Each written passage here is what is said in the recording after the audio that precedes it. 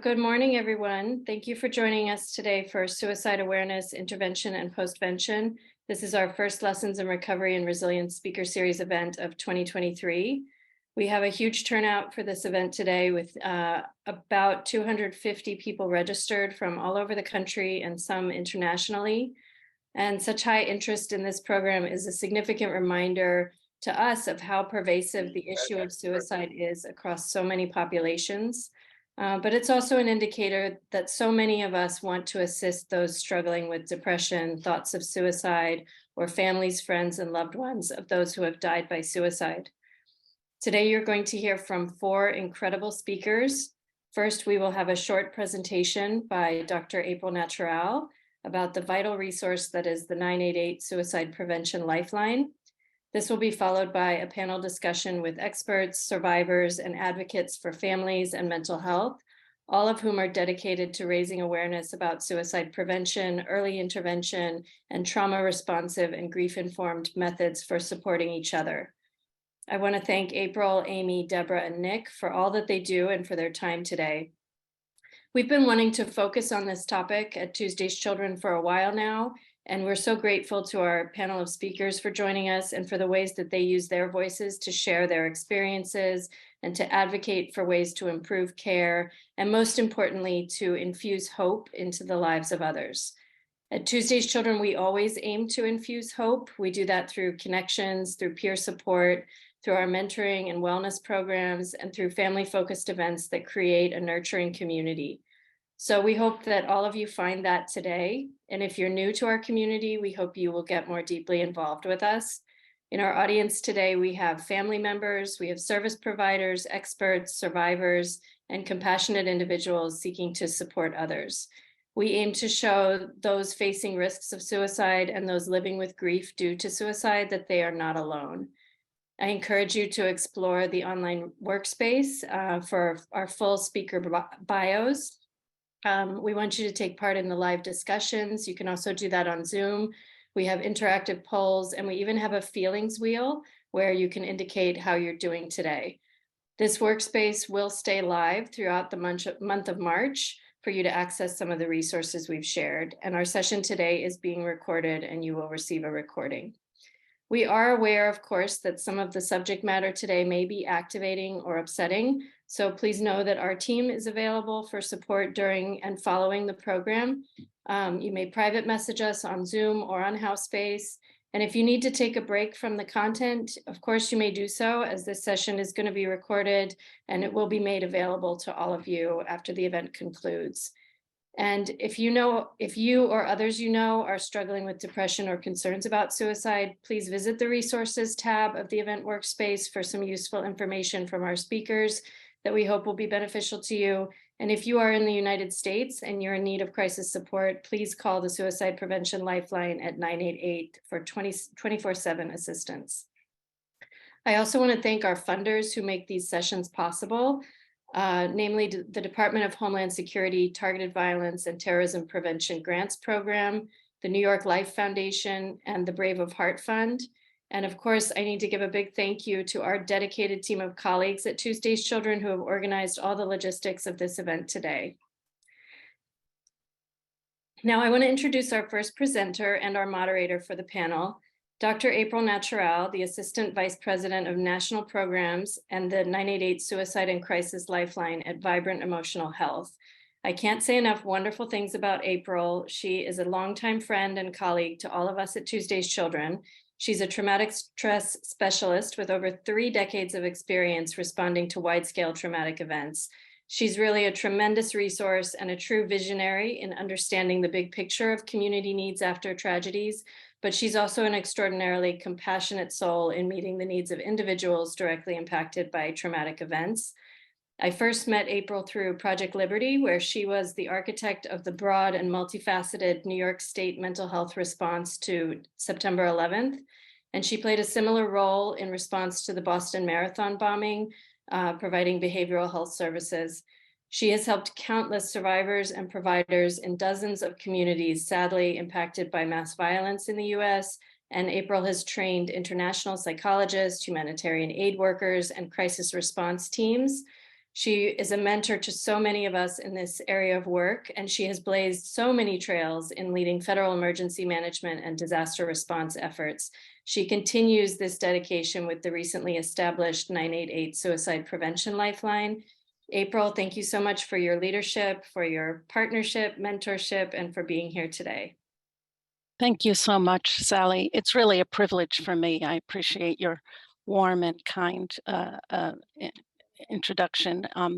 But again, it really is for me a sacred place, I say, when we're able to be with others who are struggling with whatever the issues are that come up, but especially traumatic stress and suicide issues that come up. And it really is a gift for us to be able to connect, which is probably the number one thing that we can do when people are in distress. And for Tuesday's Children, one of the few long-term agencies that has been around since the beginning of 9/11 and really decided to be open enough to make changes and do what was needed in the community, in addition to working with all of us in the disaster behavioral health field to really bring to the forefront the idea that there are long-term issues associated with these events. Because before Tuesday's Children, there was almost no discussion about long-term impacts. And so our hats off to all of you at Tuesday's Children for all the work you did previously and for continuing to blaze new trails. It's a privilege to be with you today. I'm going to share my screen, and that means I probably won't be able to see the chat box. So if something comes up, please do let me know.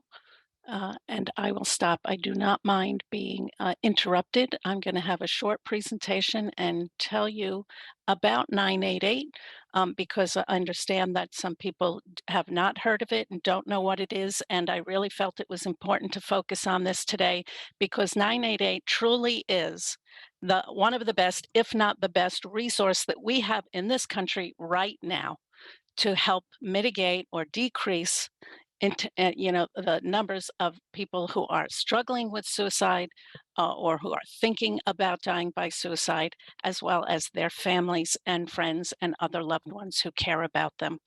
And I say that because I've watched this happen since 2005. I have watched the extensive amount of growth and the integrity of the services that are offered by the Lifeline, which is why I came back to help work on launching 988. So just to say too, we are fully funded by the Substance Abuse and Mental Health Services Administration that's overseen by HHS, the U.S. Department of Health and Human Services. Most of the opinions are the opinions of the Lifeline staff and SAMHSA, some of them HHS. There's a couple that are mine, and I'll tell you what they are. But these are generally the best practices and the information that are gathered from the primary government resources, from the CDCs, from SAMHSA, and from some of the suicide prevention agencies that help us to track this epidemic so that we can plan on how to address it. So HOPE actually literally does have a new number. The previous number of the National Suicide Prevention Lifeline was 1-800-273-TALK, and that's a long number to remember, especially when you're in crisis. So in just this past July, with a tremendous amount of funding from Congress, probably the largest amount of funding that has ever been put forth in a mental health program in this country, Health and Human Services with the Substance Abuse and Mental Health Services Administration launched 988, a suicide and crisis lifeline. Now, this is a new way for us to talk about the crisis lifeline, because what we found was that people would say, I'm not suicidal, even though I may be in emotional crisis, so it's not for me, I'm not going to call. And so there was a real expansion in adding the idea that it's a suicide and crisis lifeline. Somebody doesn't have to be in thinking about suicide to be able to call and get help. Vibrant Emotional Health used to be called the Mental Health Association New York City, but because of all the national work, changed their name. But they are a long-standing non-for-profit organization that provides all different types of mental health services throughout New York City and now throughout the country. The 988 number is a 24/7, 365, 7 days a week, day or night service. It's free.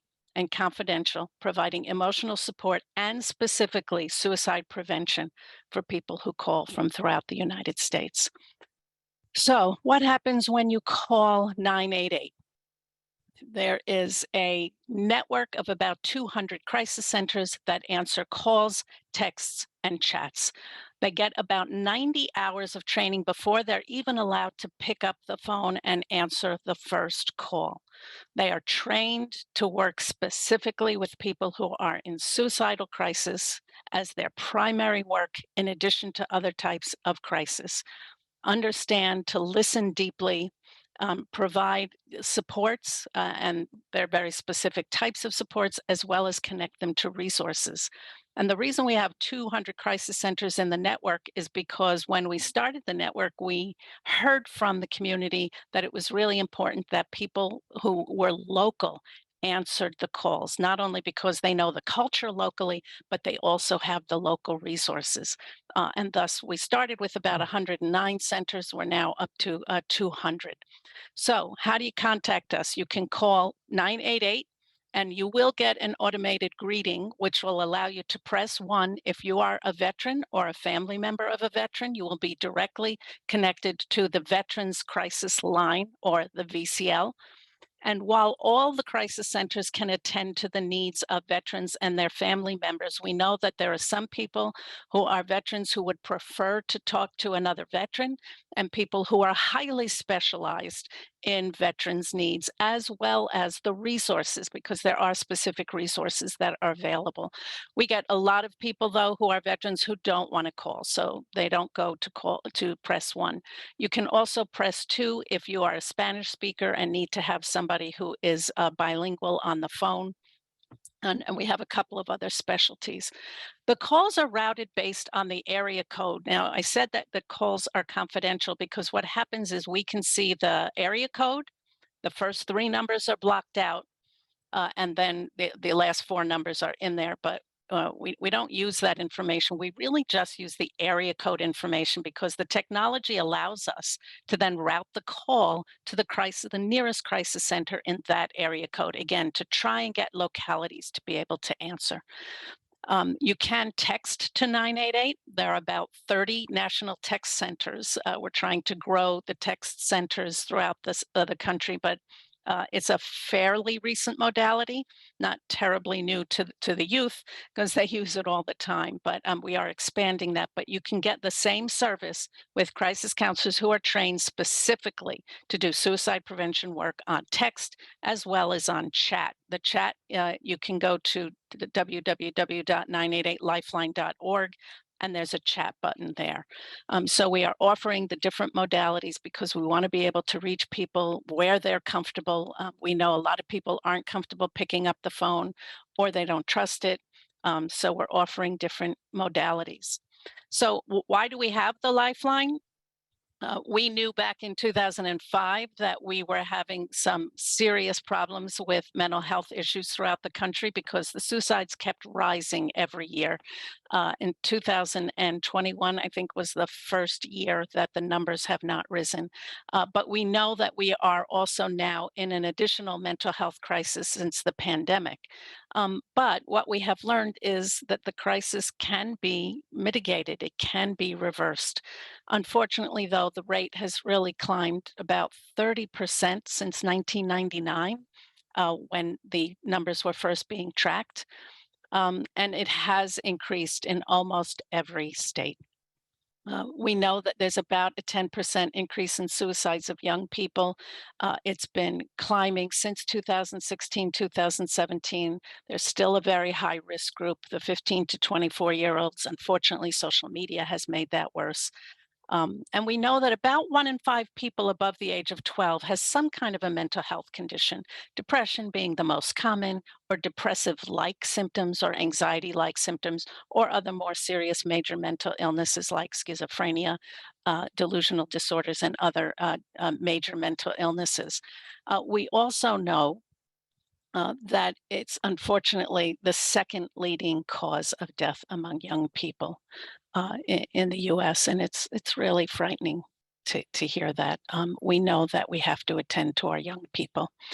The other really important piece of information is that most people who died from mental health crises and substance abuse were more than the number that have died in every war that we've had since World War II. So we say this is an epidemic. Some people think that that's kind of building it up too much, but the truth is it's an epidemic and it needs our attention. And it's certainly one of the reasons why Tuesday's Children is having this talk today. I left this slide in so that anybody who actually wants to look at this PowerPoint can see all the different components of 988. It's very, very complicated.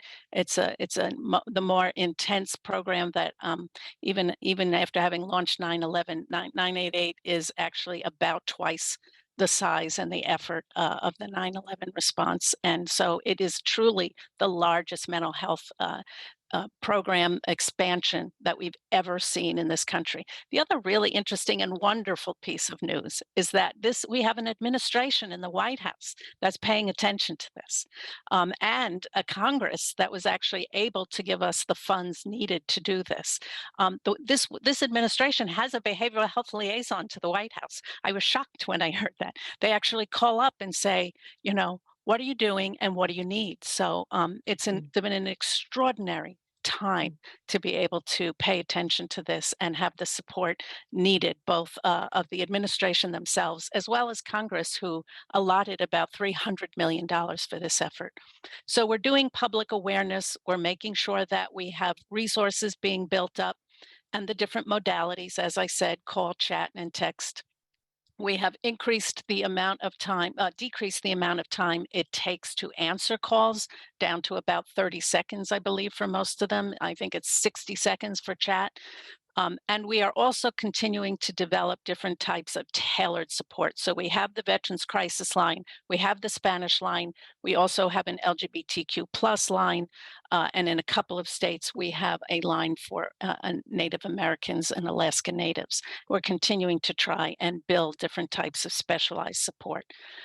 We are able now, because we're able to pay crisis centers with the money that came in from Congress, to mandate the use of best practices. So we're providing the kind of training that's needed to make sure that all the crisis centers are using best practices. And building these linkages to public safety services, especially one of the ones that I'm personally working on now is the connection to 911, emergency services, mobile crisis teams, law enforcement, and healthcare providers. Because as we know, when people who have a mental illness and are in crisis and the police comes out, the outcomes are often very, very poor, and unfortunately, in some cases, even fatal. We've also added follow-up, which has not been part of the Lifeline Center services before. So we have local centers. We have about 30 backup centers that can make sure that calls are being picked up when there's a rise in calls and certain local centers' capacity is reached and they can't answer. The calls will automatically, after the 30 seconds, get routed to a backup center so people can get someone picking up very, very quickly. The different options that I mentioned here, the Veterans Crisis Line, Spanish, the LGBTQ subnetwork, and in Washington State, and I think in Oklahoma also, we have the Strong Line for Native Americans. I don't think that we're going to get to do like press 5, press 6, because then that gets to be too long. So we're trying to figure out how to add other subspecialties, and we'll be learning more about that. We do build discussions with steering committees, advisory groups, and people with lived experience. So we have developed about 12 different types of advisory groups so that we can get input from as many people as possible. The numbers of the risk groups do change somewhat, but not terribly over the number of years that we've been doing this, but we do want to continue to hear from the community so that we can address what it is that they need. In addition to the 988 line, we also run the Disaster Distress Helpline, which is in the same network as 988. So there's the same level of training, the same number of call centers available to answer the calls or the texts. But a lot of people, again, after disaster may be feeling emotional distress. but they don't want to call the suicide line. That was something we learned early on. So in 2011, we launched the Disaster Distress Helpline. It basically is one of the sub networks, but some people just feel more comfortable calling the Disaster Distress Helpline if they're not in suicidal crisis and dealing with emotional and traumatic responses to disasters. Again, multi-language, many different crisis centers answering the calls. There's press 2 so that you can get to short message services, the text services. And we also have a lot of online services so that people can discuss in community what's happening, as well as online peer support communities for people who struggle after a mass violence incident. After COVID, we've got a couple of special peer support communities. You can just Google Disaster Distress Helpline and you will see all the resources that are there and available. These are all free and confidential services, so please share with anyone that you feel may be able to utilize the information. A very important point, a discussion across the country is that Lifeline is not a good service to use because they call 911 and send out the police. Well, that's actually not true at all. One of our goals is to be able to manage the crisis with our crisis center staff on the lines and not have to call dispatch.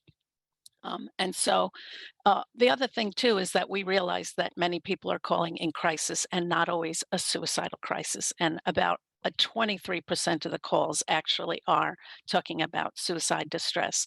We only call 911 in about 2% of the calls. That number has actually decreased in the past year to about 1%. Because we don't think that 911 is going to do any better a job than our crisis center staff can do. And again, sometimes in some communities, they don't know how to work with somebody in a mental health crisis at all, and they're in negative outcomes. And so while there is discussion among communities across the country that 988 just calls law enforcement, or an ambulance to come and take somebody to a psych hospital. That is absolutely false. And so it's important, and we continue to track these numbers so that we can share and let people know it is our goal to help them resolve their urgent, their immediate suicidal crisis while they are on the phone with us. And you can see that in chat, there are more people who are in suicidal distress on chat and even less calling for 911 dispatch. We know from the research, and I will show you the research coming up, is that the suicide line is effective. We've been working with Columbia University since we started the suicide line, and they've been doing studies for years. We find that callers feel less depressed, less suicidal, less overwhelmed, and more hopeful. And as you all know, hope is one of the primary characteristics in suicide prevention. So we know that we can address their suicidal distress. And truthfully, the average suicidal crisis, the imminent crisis, is about a 20-minute segment. And we know if we can get them past that and help them to, enact some coping skills and connect with social supports, then we've gotten them past the worst point and the likelihood of following through with suicide. And so we know that we're able to help callers in most of the imminent risk calls. It's very, very unusual for us to, have to deal with calling 911 or losing someone to suicide during a call. It's a rarity. What we do know too is that, most of the people who access the suicide line report being less distressed than other types of general call centers that they might reach out to. Chatting is again building up as one of the very helpful modalities, and that our ability to now do follow-on helps. Especially, we have to ask, right, because we're a confidential service, but people allow us to call them back and check in with them. We get calls and emails all the time and reports that people saying that the Lifeline saved them. This is just a quick picture of the research, but Dr. Maddie Gould at Columbia has been working with her team on this for many, many years, along with Rand and several other research companies that we work with on a regular basis to keep updated as to what people tell us is most helpful, most effective, and what it is that we might need to change. So we know that suicide prevention works. We know that people having access to a confidential free service works. People do use it. We've gotten, I think, over 2 million calls per year in the past couple of years. That has built up since we launched and changed to 988. Our calls have increased by about 45%. So we know that calling 988 has made things a little bit easier for people. It's certainly an easier number to remember. I don't know if there are any questions in the chat box, Sally.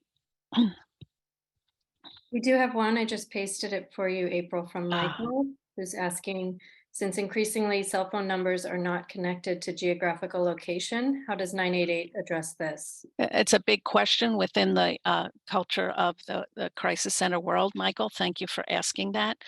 Yeah, our biggest problem is that we take our cell phones with us now, right? And, I've got a New Jersey, 973 number, and I live in Massachusetts. So, but the cell towers actually can ding people on location. I do think that we're going to continue to expand that. There is a little bit of pushback because people don't want to be tracked, right? They don't want the state or the government being able to track them and locate them. So there is a bit of controversy around it. Right now, we can get a location of the general area if we actually do go in and ping the location of the phone, which is possible, as you know, because of the way cell phones have advanced. It actually hasn't even been an action on 988's part. It's been a cell phone upgrade that just happens automatically. But whether we will actually use and track people is still questionable. We don't use geolocation right now. Our 911 colleagues do. So if we have a situation where somebody says, I just took, a handful of pills, I'm just calling to say goodbye, then we will call 911 and connect them or warm transfer the call so they can geolocate. For us, it's been a bit of controversy. We know that people are very afraid. We've a long history in mental health of sending out a paddy wagon with people who put someone with a mental illness in a straitjacket and bring them to a snake pit. Trust is a big issue with people who are accessing mental health services, and deservedly so, as well as with law enforcement. So we know that it's a question, right? So right now we're not geolocating. We will get area location, but we won't actually pin somebody. We will ask our colleagues at 911 to do that only in the case of imminent risk. Now, if somebody tells us where they are, that's fine, that's great. And they say, we'll say, we need to send somebody. Can you please let us? Can you please tell us where you are? Most of the time they will cooperate. And that's why they've called the number, right? They've called because there is ambivalence. There's almost always ambivalence with somebody who's on the line. Otherwise, they wouldn't have called. So we're very open in our discussion and we say, we'd really want to help you. Will you let us do that? This is what's going to happen. We can stay on the line until somebody gets there. We can talk to them and tell them what we think will help you.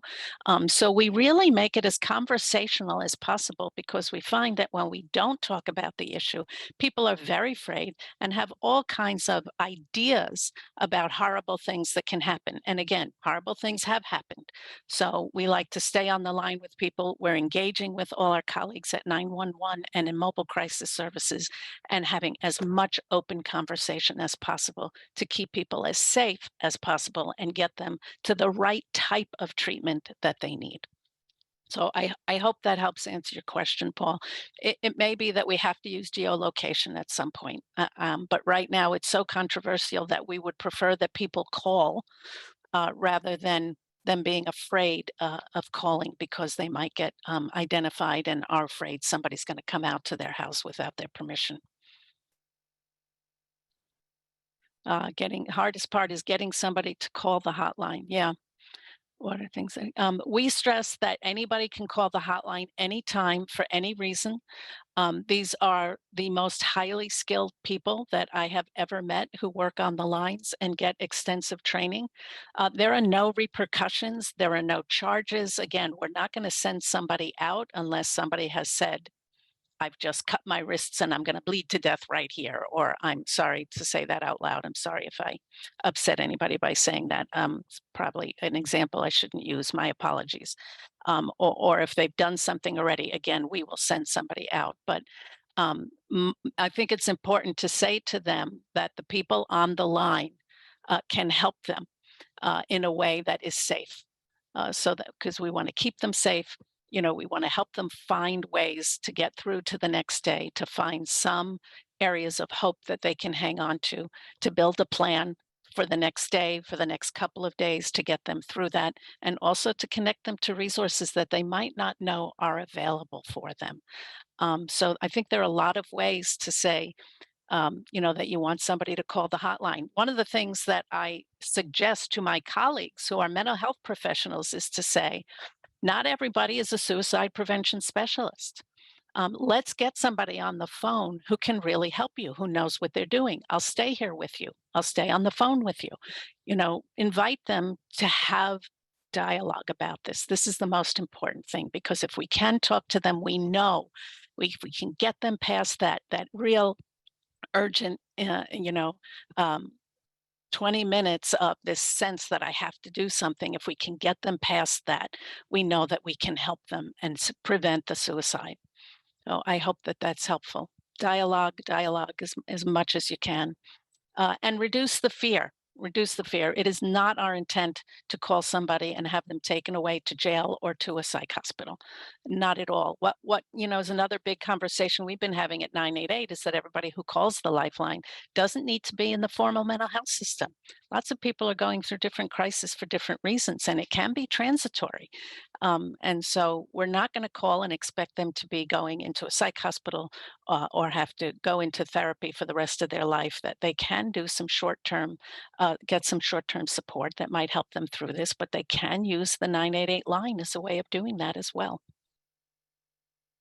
Yes, nothing to lose. It's a myth that talking about suicide increases the risk of suicide. It's a myth. We know that. So there is nothing to lose. Good point.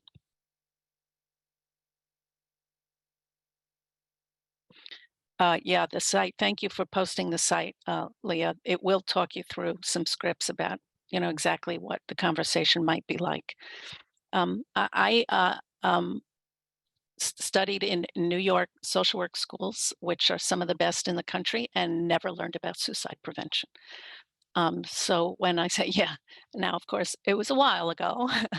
But the point is that when I say that these is some of the best, most well-trained people to do this work, again, I encourage psychiatrists, psychologists who've never learned suicide prevention to use 988 when they're with a client who's suicidal.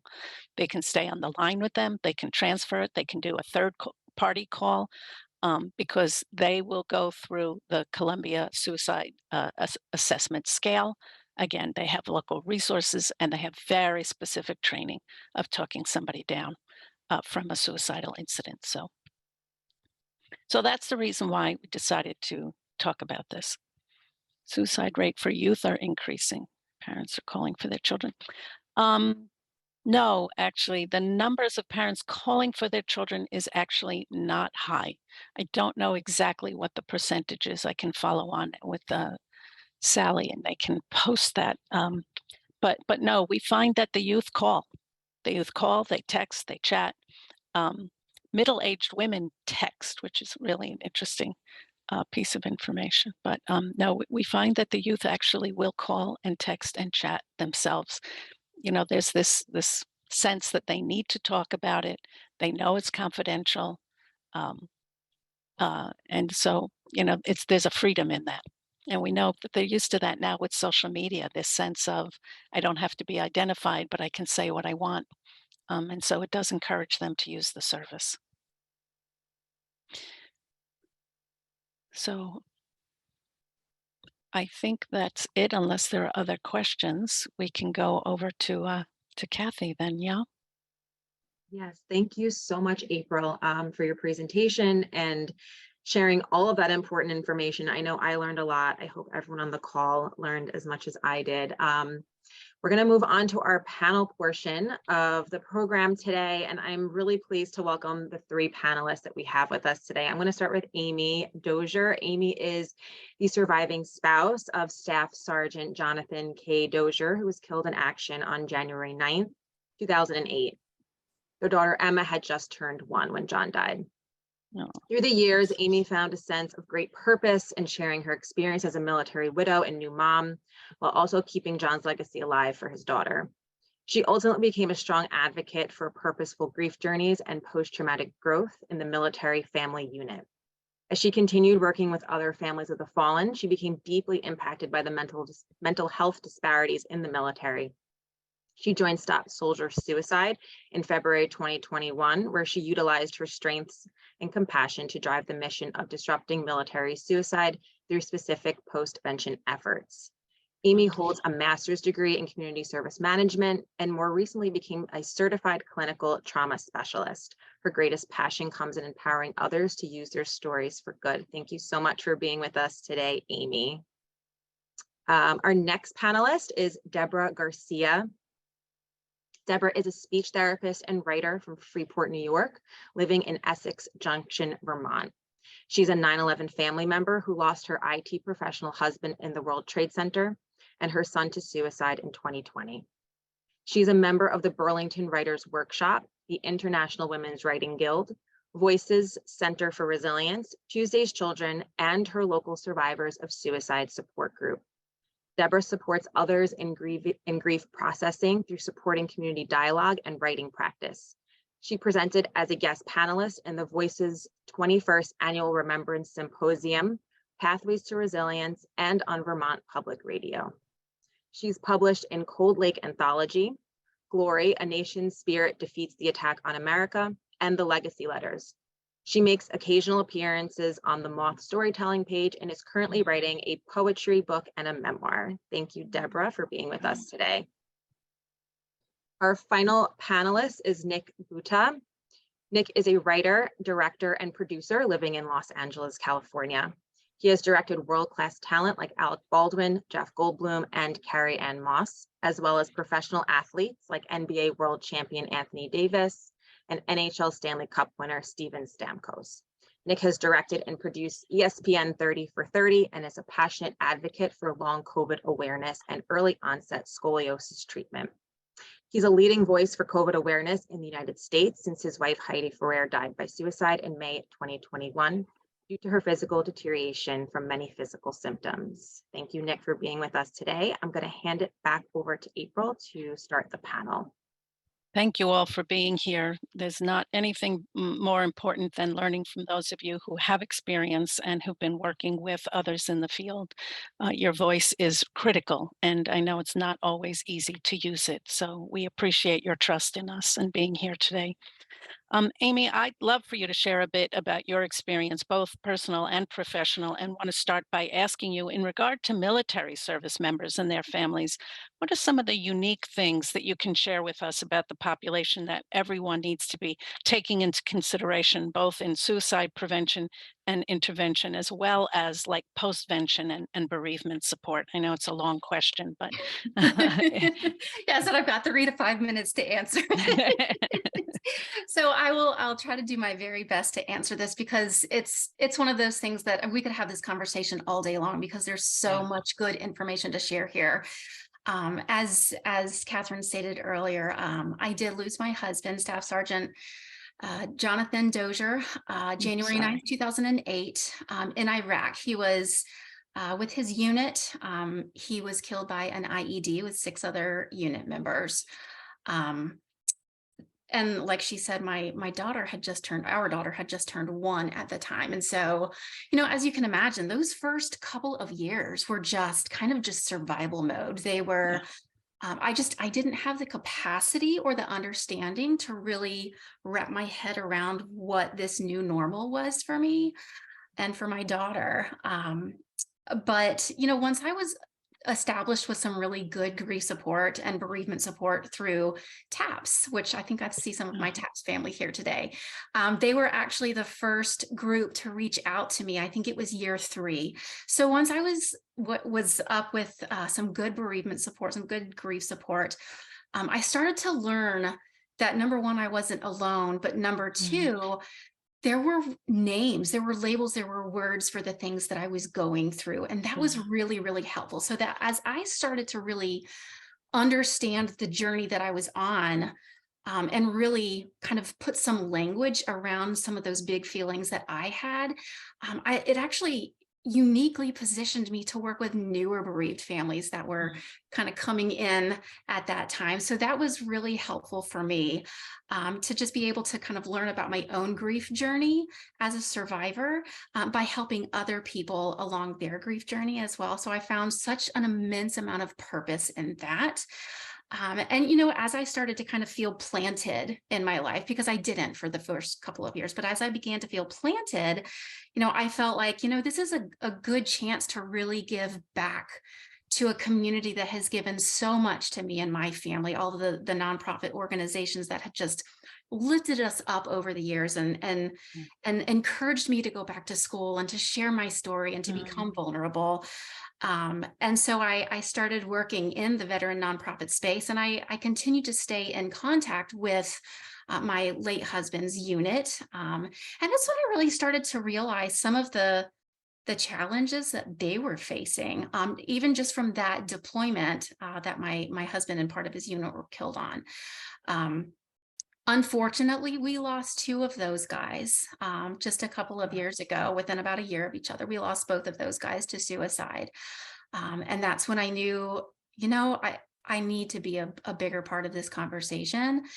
And so currently I have the honor of working with Veterans Bridge Home, where we're working underneath the Staff Sergeant Fox grant, the Suicide Prevention Grant, where we can offer these wraparound services, all-encompassing services to these veterans and their families. And one of the interesting things, being a survivor, being a KIA trauma survivor, and working with survivors and working with veterans and their families now, there are actually a couple of different things that I'm tracking kind of between both of those populations. Definitely, one of them is a barrier. The other one is just something that I feel like we need more of. The first one, the thing that I think we need more of, that I'm so grateful that I have, and I have had throughout this entire journey, is grief education. We ready as military families, right? We ready ourselves for the big fight. What we're not fully prepared for is what happens on the other side of war, both figuratively and literally. Grief is a funny thing. When people think of grief, they think the loss of a life. And that's true. We lose friends, we lose family members, we lose battle buddies. We also lose relationships, we lose jobs, we lose purpose, we lose hope. And I think when we can provide more education and more language to wrap around some of these things that we feel when it comes to grief, because let's face it, we're all gonna face grief at least once in our lives. When we can add more of those conversations about grief education, I just think that it opens up a whole new world of understanding. Understanding where we've been helps us navigate where we can go. And that kind of leads me to the next thing is, when we know where we can go, when we know we want some help, what keeps us from getting that help? And that's probably the larger barrier that I'm seeing right now, and that's the one of stigma. And what I'm seeing in both the survivor and the veteran population is that stigma is born in shame. It's born in fear, in embarrassment. And let me share the fear. It's the fear of feeling like no one can help me. It's that helplessness. It's the fear of these perceived negative consequences, especially in the military. Oh, if I go to someone for help, they're going to take away my weapon. I'm going to lose my security clearance. There are these perceived, and some of them, those have played out into fruition unnecessarily. But nonetheless, it's that fear that keeps people from seeking the help that they so greatly deserve. I could talk all day long about these barriers that we see in the military population, the survivor population. I could talk about the policy. I could talk about fragmentation of resourcing. But I think the biggest barrier that I hold close to my heart is the one that we're breaking down in this very moment, as we are coming together in this room on this Zoom call to talk about the things like how we are vulnerable, how we have these conversations. I have a social psychology background, so I'm definitely here for all of those conversations.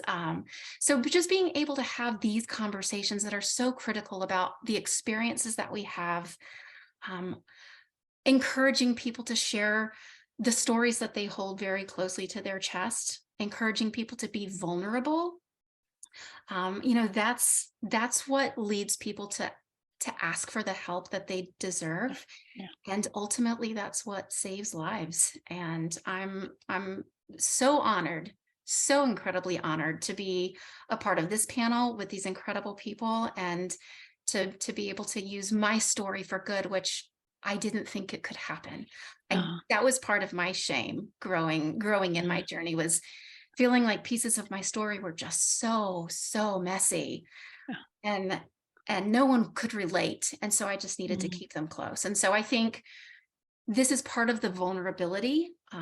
It's working with those people who are the specialists in suicide preventions, along with people like us who are the coordinators working with the veterans and the survivors to break down these barriers. So thank you, Amy. You said so many things. I wrote a couple of notes down, but telling your story, being vulnerable, sharing is tremendous. As a clinician, we can do all kinds of things, what I call the alphabet soup, right? CBT, EMDR, EFT. The research is through the roof that nothing is as effective as social supports. And so this idea of being able to talk to and reach out to each other and being vulnerable with each other is giant. We do a terrible job of addressing grief in this country. It's a social problem that these kinds of conversations can help break down, because it's so important to recognize. And that closure doesn't happen. I don't know who made up that word, but I think it's like useless. It doesn't. You're going to remember the people that you loved for the rest of your life, and others will remember them and you when you're gone. So this idea of holding them close and being able to talk about them at any time that you want for the rest of your life with other people is tremendous. So thank you so much for all the great points that you made. Deborah, I want to come to you next and ask if you would also share a bit about your experience.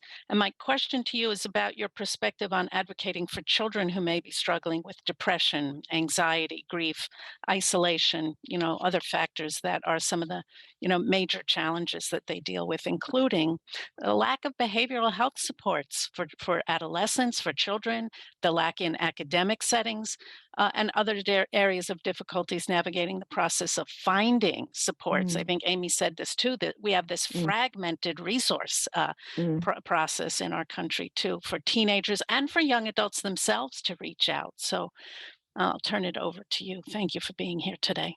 Yes, thank you. It's an honor and a pleasure. I lost my husband, David Garcia, on September 11th in the World Trade Center, and my sons were 8 and 4 at the time. And it was chaos, to put it mildly. And we participated in many support groups and activities with the South Nassau Communities Hospital 9/11 Family Center for the 8 years that they were operating under Project Liberty, and as well as activities with Tuesday's Children. And the mass tragedy of 9/11 turned private grieving into a public mourning, with the wars on terror, cancer deaths, ongoing DNA identification, which continues today, litigations and memorials forever. 9/11 is a current event. It's a continuous discontinuity throughout my son's development, as well as my lifetime. and helping my children to remember their father, to know their father through storytelling and through supporting the efforts of Tuesday's Children and Voices Center for Resilience and the 9/11 National Memorial and Museum has been very important to me and telling my story. My beautiful boy Davin died by suicide in October 2020, and he was 27. 7 years prior, his college advisor referred him to an off-campus Boston-based practice for his complaint of insomnia and anxiety. Not uncommon for college students. HIPAA law has prevented me from being informed and involved with the escalating crisis, despite having durable POA and healthcare proxy paperwork in order. The treatment was not family-centered, albeit a family crisis.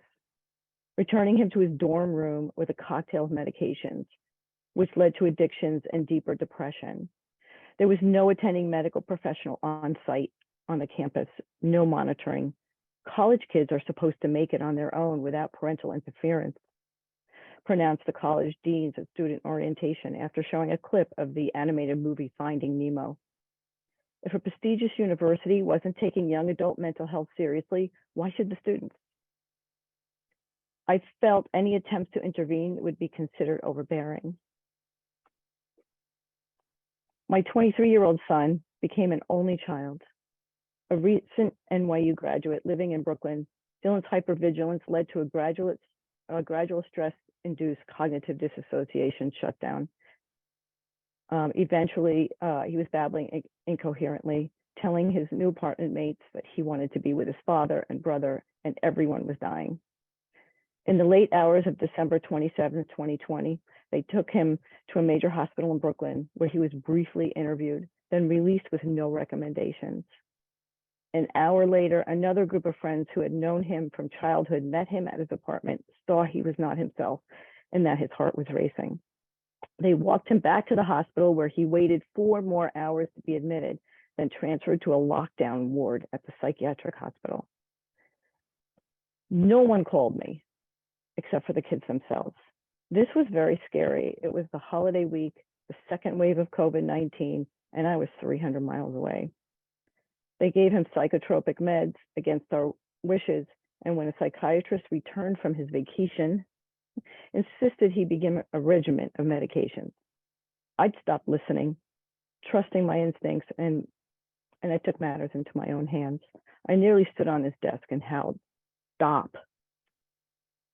For me, this all highlights how the general practice of psychiatry is reacting to trauma and PTSD. It's wrong, especially in hospitals where they're short on staff, time, beds, and resources. We're dosing and killing America's young people. We're not taking the time to listen and affording families the room to heal.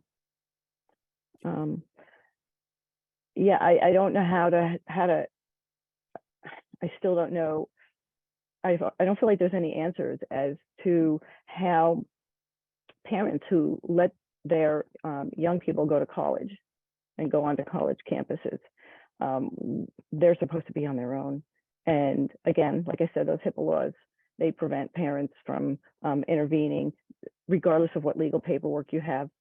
If that child has enough consciousness to say, "Don't tell my parents,"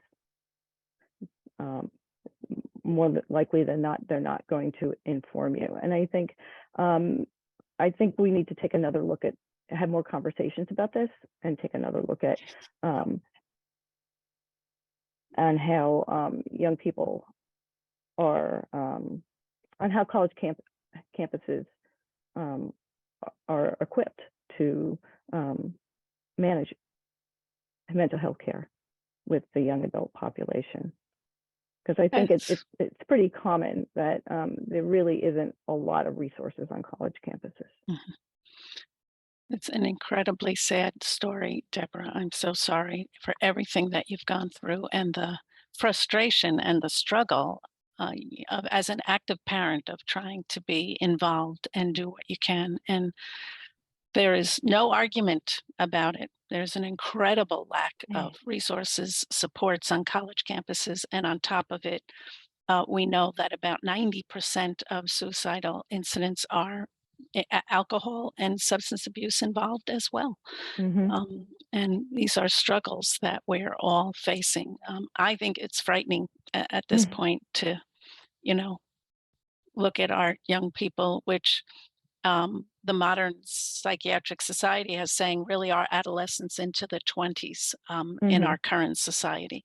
So Mhm. expecting them to be able to handle, things all independently is unrealistic. Yeah, it's unrealistic. And Yeah. also my other son, Dylan, he had been gone to he had been seeking therapy, but he went also to a psychiatrist because he wanted he felt like he needed to be able um, to operate in a highly multitask way, and that he wasn't, and because he wasn't able to maybe manage dozens of things in a day, that he had some kind of attention deficit disorder, and he was just Wow. freely just administered a Adderall for his for for this complaint. And one of the things that also led to his crashing was the fact that he had stopped taking it, just cold turkey stopped taking it. And it was dangerous. It was just so dangerous, and it was unnecessary. And I just feel like that the community, the psychiatric community, is responding all too heavily on medication. Medications. Yeah. They're psychopharmacologists. So Psychopharmacology. it's Yeah. what they know. Yeah, it's what they know and what they do. There's been some incredible research about children learning mindfulness and meditation, using Yeah. music, using narrative. These are things that are emerging in the research. Yeah. Even something as simple as music. These are things that are emerging in the research as being able to help children to calm and to control their own emotions. So there are so many good ways to do that. Mm. Well, I'm just in awe that you're able to even talk about this, Deborah. Thank you for sharing and bringing that in today. An incredible, incredible subject that we have a lot of work to do. We have a lot of work to do in that area. Thank you for bringing it here today. Thank you. Nick, I want to come to you to share your story, and I was honored to talk to you about it when I met you last week. Thank you for being willing to do that. You do a lot of wonderful advocacy work around mental health impact of long COVID, the trend of increasing suicides in that population. And you've taken a lead as a peer support, which we know is also another really wonderful, effective way of helping each other for others who've experienced that kind of loss in particular. What more do you think can be done by the behavioral health community and our healthcare system too, to better support people suffering from the negative mental health effects of long COVID and other physical illnesses, both in mitigating risks through intervention and postvention? What are your thoughts? First, thank you for inviting me. Well, so, what I witnessed firsthand with my wife's suicide was that it was absolutely caused by the physical symptoms of long COVID.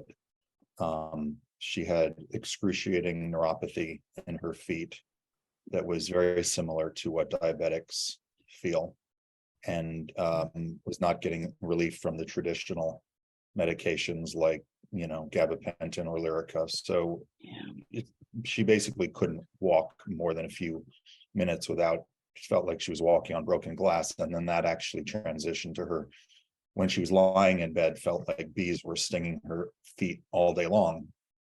And in addition to that, she had some very serious neuromuscular tremors, which were scary, but they were not painful. But then she started getting internal chest vibrations that caused her to have sleep disruptions in the middle of the night.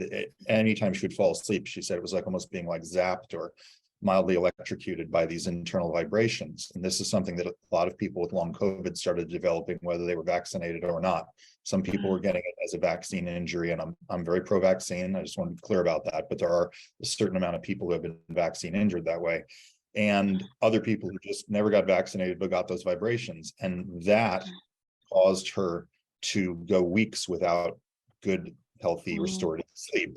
And she was taking more and more Ambien, which did not actually help. We now know that for people suffering from that, trazodone would actually give them the sleep relief they need. So, you know, what I saw was that her suicide was caused by physical symptoms. Had she been in less physical pain, she would not have taken her life. Then I started, and then what happened was I wrote an obituary for her, sent it into the Hollywood trades that went viral. And then I was contacted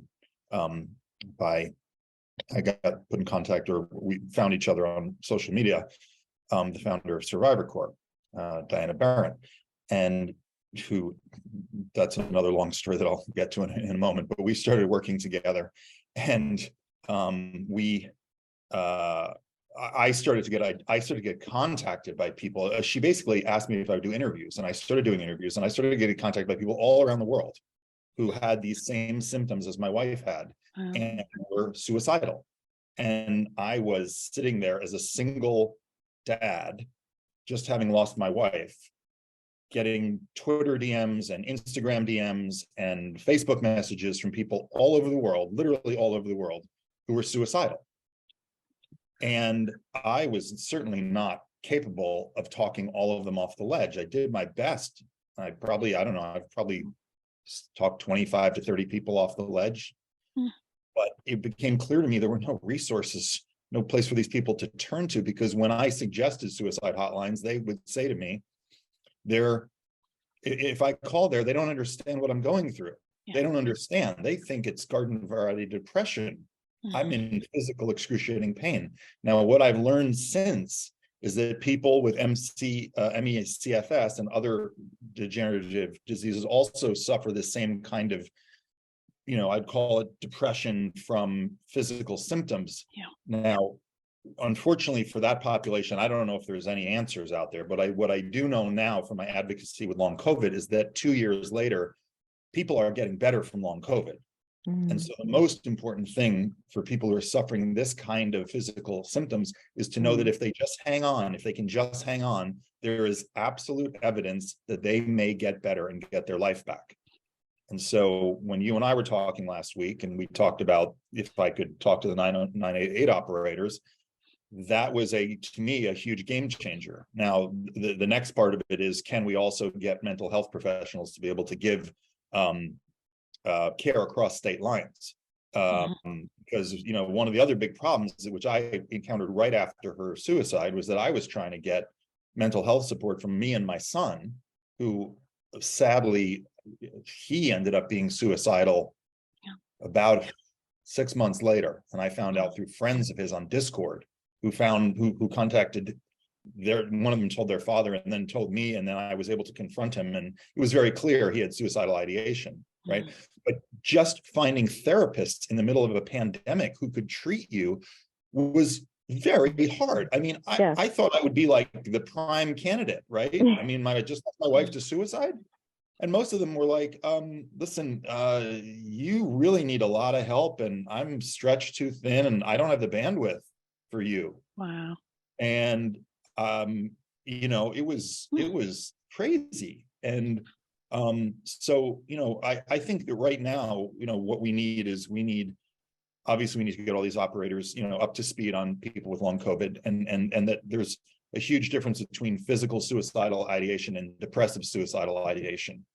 And that, you know, if you know how to talk to those people properly and give them hope, that'll be a big thing. And, you know, my biggest concern is that there are, you know, right now upwards of 20 to 30 million people out there who have long COVID. And I know a lot of them personally now. And when I say personally, I mean 1 degree of separation. I'm talking about personal friends, friends of friends, family members of friends. I could list 12 people right now who are 1 degree from me who have long COVID.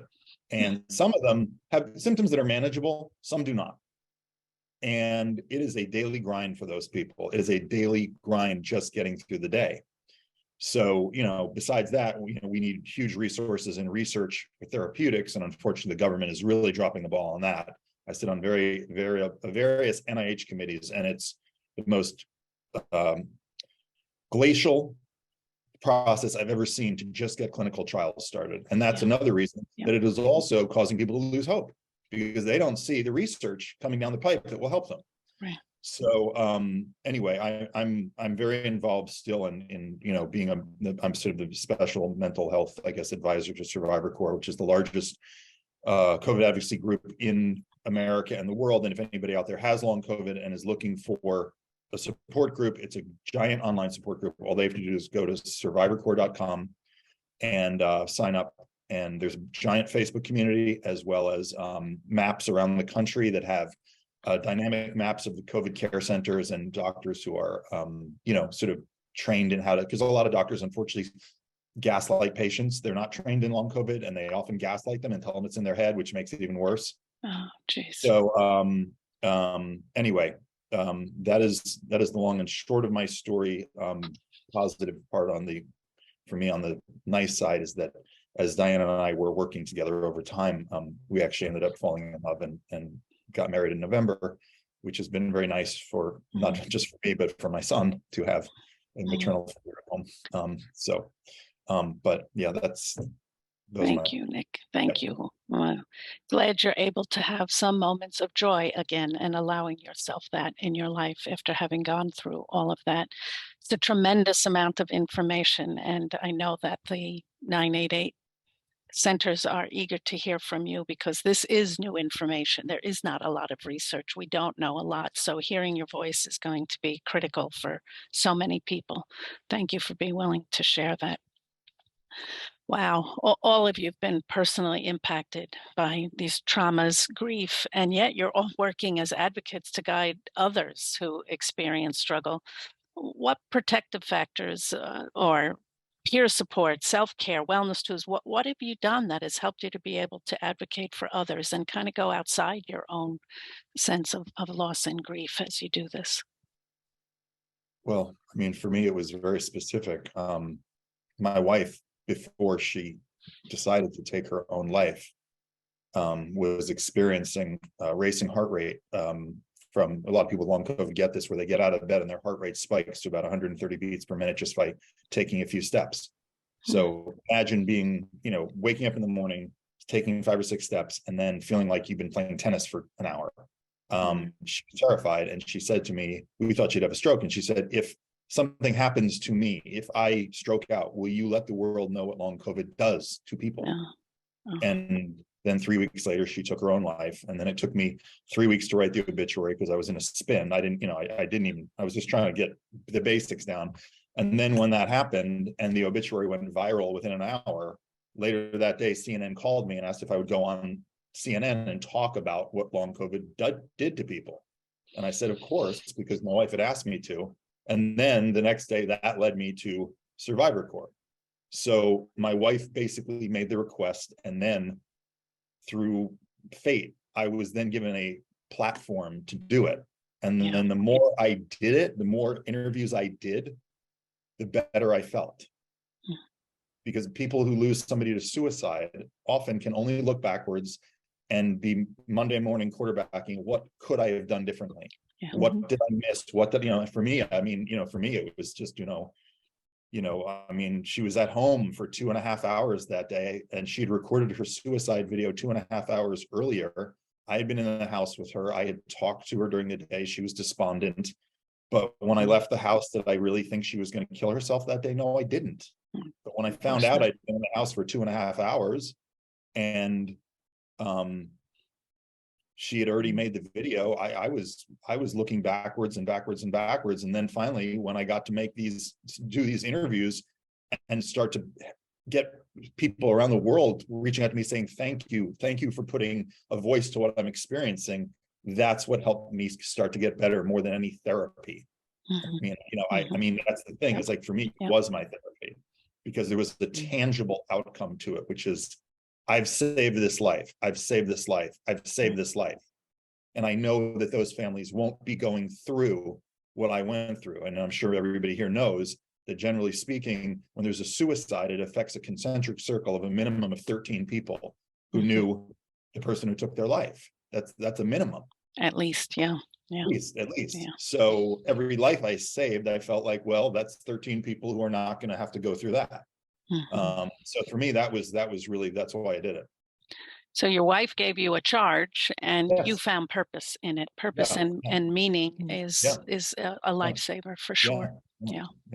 Thank you.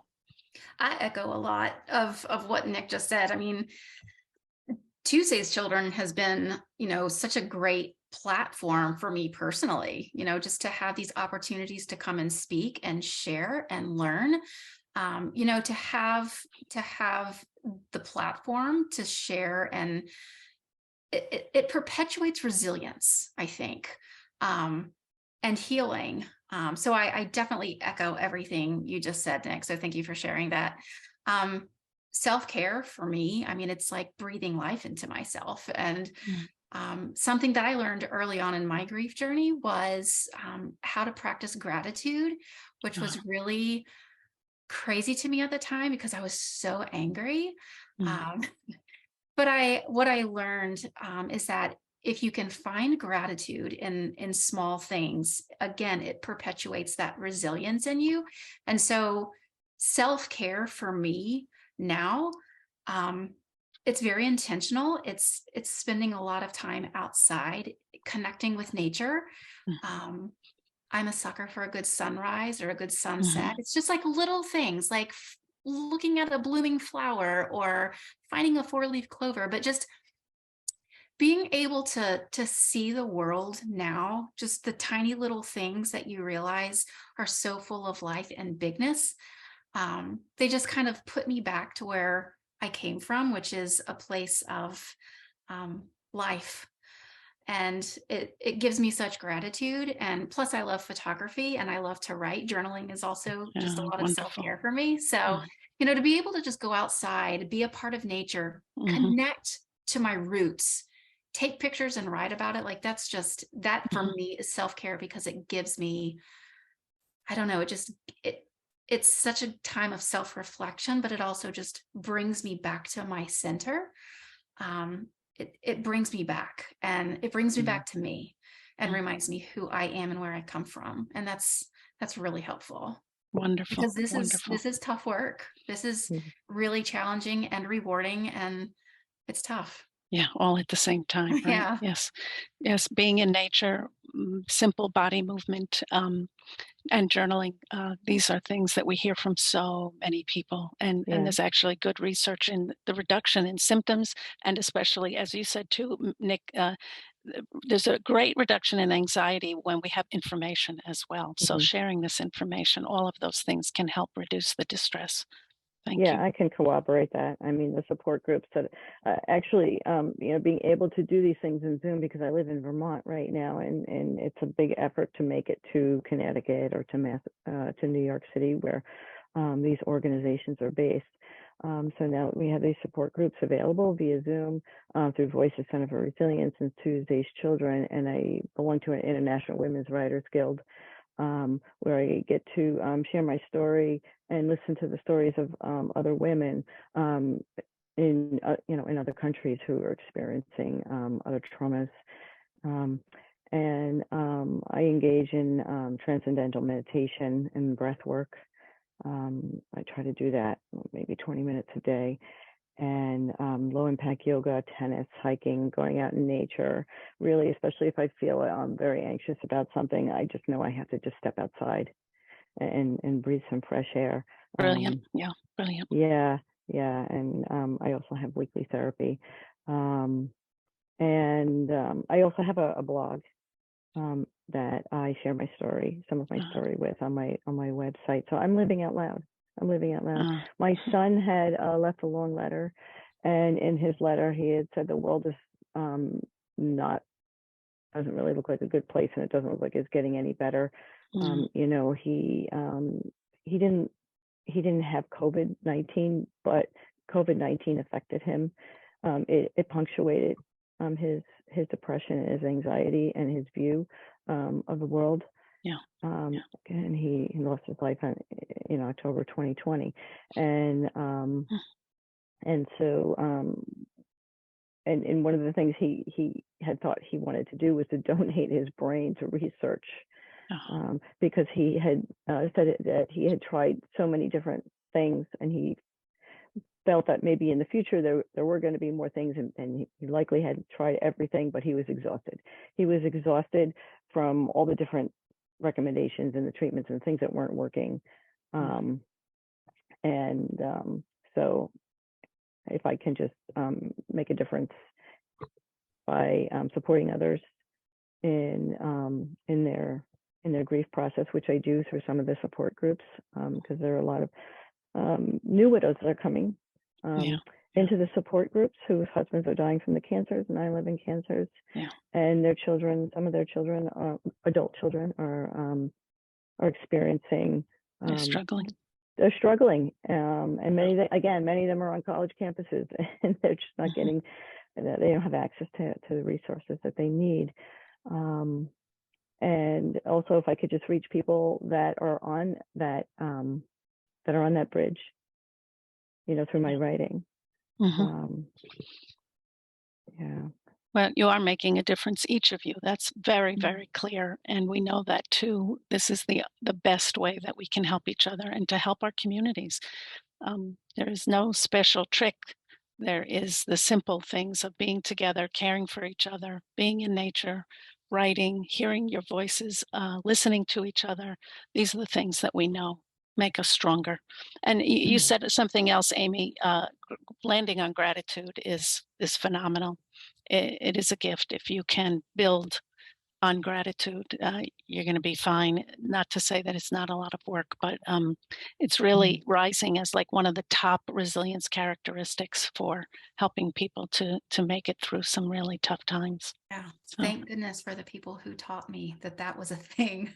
It is a thing. It is definitely a thing. Yeah. And it's hard. It's very hard to do, especially when you're in a dark place. Right. But it's so necessary, and it's so helpful, and like I said, perpetuates that resilience. Yeah, all of these things. And again, as you said, Deborah, putting stuff out there on a blog, I think it's just incredibly brave, because you're affecting other people positively. And Nick, I don't know how you could do things and be so focused. You're incredible, the strength and the grit that you have. And clearly it's making a difference. You're all very special. I can see why you were asked to be on the set, Amy. We could be here all day, right? I think we probably have time maybe for one brief question. Am I right, Sally, or is that wishful thinking? No, you have time for one more question if you'd like. I don't think we have one from the chat, but if you want to ask one of the panelists, and then we'll start to wrap up. Yeah, I would. And I think that there's been so many things that you've been talking about here that there's a couple of, as we said, more things that we could be talking about. But the issue of like navigating everything that's going on now with all the tragedies, right? We're seeing more and more natural disasters, mass violence incidents. COVID is still with us. How do you manage taking in that kind of information every day, or just learning about these challenges? Do you have particular strategies that you want to share to help avoid any downward spiral, or like revisiting these painful memories and feelings all the time? And any one of the panel who wants to answer. Go ahead, Deborah. I barely watch TV. The news is never dismissing. I check in briefly on world and local news, but some days I do dismiss it. Most things don't faze me much. The bad things have happened in my life, and I've spent the last 21 years talking myself loose, from the grip of ruination and hanging on to what remains. So, this way, I can just be both grateful and terrified. It means that I'm grateful that I'm alive and I have my son, but it's so difficult and my world is so much more fragile now. So I really tried to, my son who's now 26, he said he doesn't watch the news at all. Sometimes I'll call him up and I was like, did you, what do you think about this? Or what do you think about that? And he's like, I don't know anything about it. We don't watch the news. Good for him.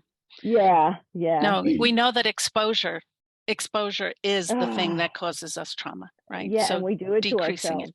We do it to In many ourselves. cases, we do. I mean, I'd like for the news to be different too, but to be able to say, I'm not, Yeah. I can't do this every day, at least. Yeah. It's very smart. Yeah, I Yeah. remind myself that the only real thing I need to do is to survive. Get And through every day. Get yeah, through just each to day. get through every day. Yeah. So Deborah, definitely stopping the news. Go ahead, Amy. Oh, I was just going to say, I agree fully with Deborah, and I echo her sentiments as well. I'm sort of on a need to know basis as well when it comes to turning on the TV and watching the news. I think the bigger issue for me through the years has been the social media piece of it. And what I've learned just in my own therapy is, and just working with other people who have the same sensitivities as I do, is that, it's so easy to go down these rabbit holes. Like you click on something and it's just clickbait, and you just go for more and more and more. And I think, as humans, we crave information when to make sense of things that seem senseless. And so it's easy to click, click, click, go for more, go for more, go for more, post more, read more, because we're just searching for that information to make something make sense. But what we don't realize is that it's not helpful. And so what I have to tell myself when I am on social media, when I start to see these things, when I start to see the people posting all of the gloom and doom, I have to remind myself, you know what, this person is seeking closure. This person is seeking information, and this is simply how they are processing. And it is not an invitation for me to engage. And I'm That's also, a great line. You should say that. Really, say that again, Amy. Say that again. It's a when, great narrative. When somebody is posting negative things over and over again, they are looking for closure. They're looking for information. This is how they are processing their reality, their narrative. It is not an invitation for me to engage. And at that point, I can say, okay, you know what, this is my boundary. This is how they are processing, and, give that grace. Mm-hmm. And then, I'm a big fan of unfollowing. Mm-hmm. You have to, for your own mental health, you have to know when to shut it down. Mm-hmm.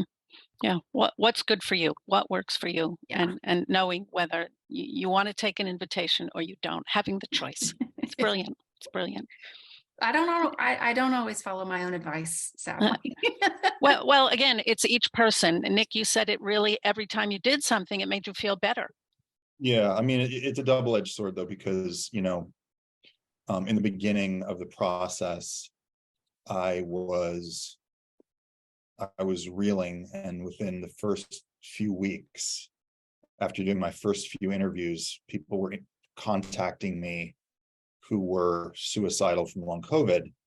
And one guy was basically telling me how strong my wife was in his eyes for having the strength to take her own life.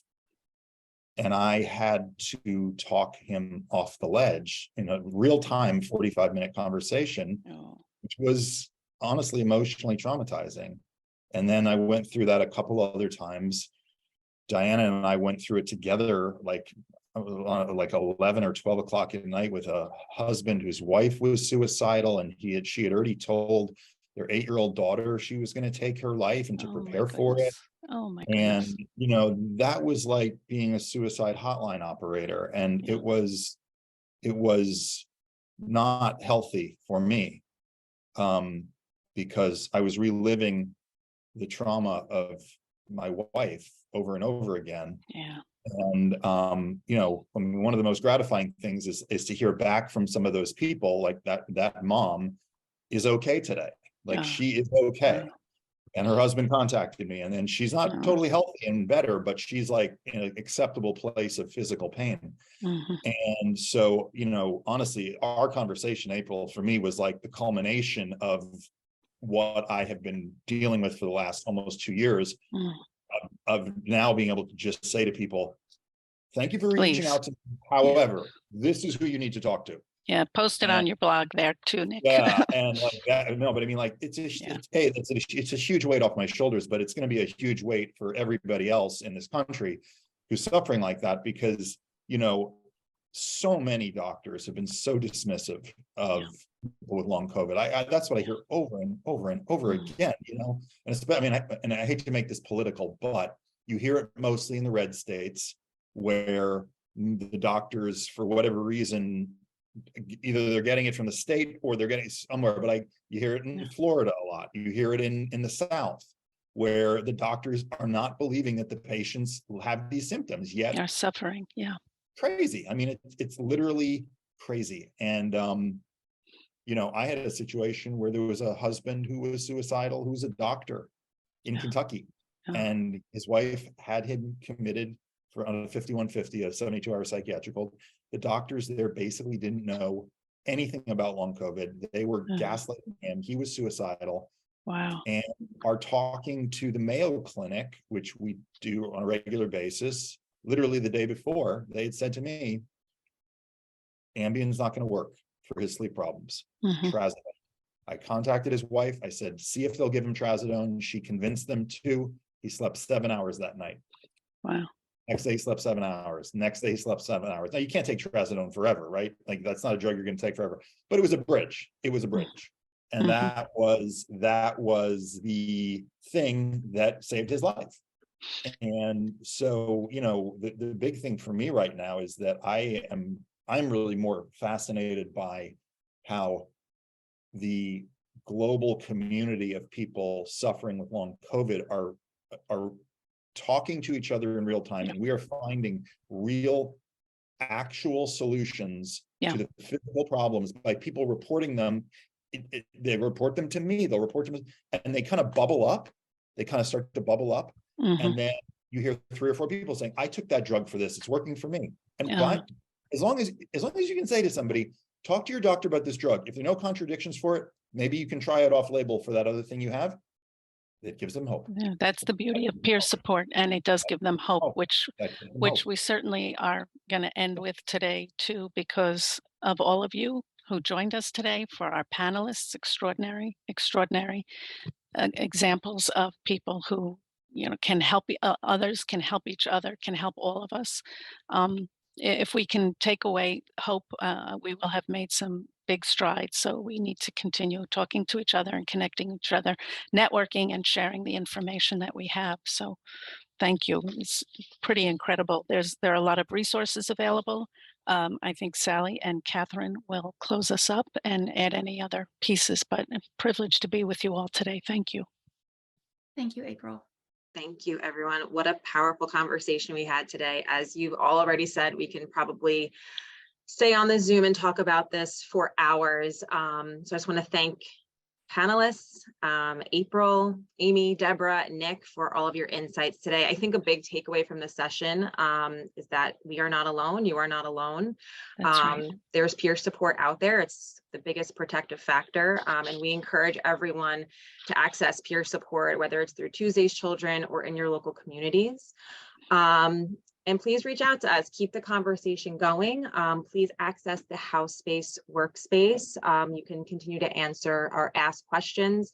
We will answer them and do the best to have our panelists see and answer those questions. And please be on the lookout for a message from us with the recording. And also we're going to send out a post-program evaluation. Thank you, Catherine. Thank you, everyone. Thank you, everyone, for joining us. That concludes today's session. We're so grateful to all of you, and we're sending big hugs out to everyone out there. Bye-bye. Bye. Thank you.